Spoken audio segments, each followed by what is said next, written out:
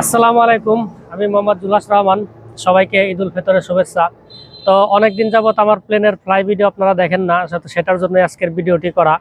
আজকে ঈদের দিন, তো আজকে ঘুরতে বের হয়েছিলাম, সেই সাথে আপনাদেরকে আমার প্লেনটাও দেখাবো। আপনারা জানেন যে দীর্ঘ 15-16 দিন যাবত আমার প্লেনটা আকাশে উড়ানো হয় না। তো এর কারণ হচ্ছে রোজা থেকে বিমানটা উড়ানো অনেকটা কষ্টকর, যার কারণে আমি উড়াই না।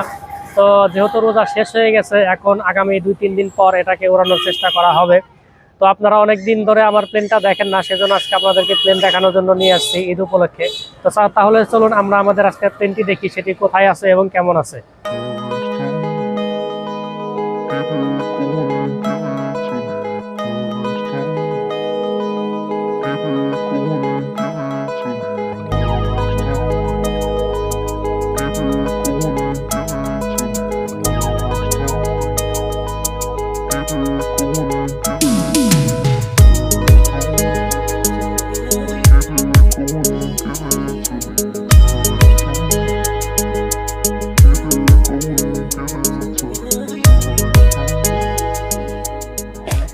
তো আপনারা দেখতে পাচ্ছেন একটি ছোট্ট ঘরে আমার প্লেনটি রাখা আছে।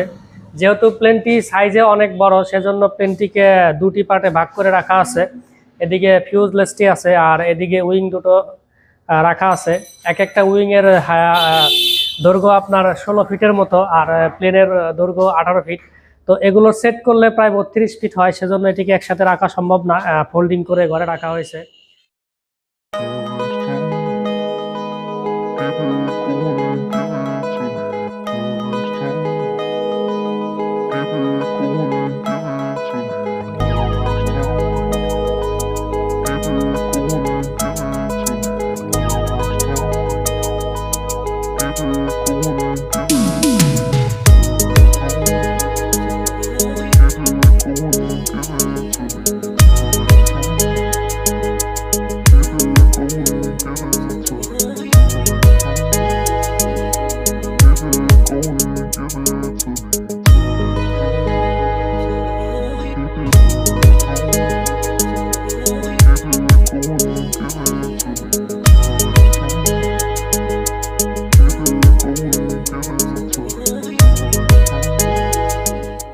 অনেকদিন পর বিমানটিতে উঠলাম। আসলে বিমানটিতে উঠে বসার একটি মজা আছে অন্যরকম, যেটা সবাই বুঝতে পারে না।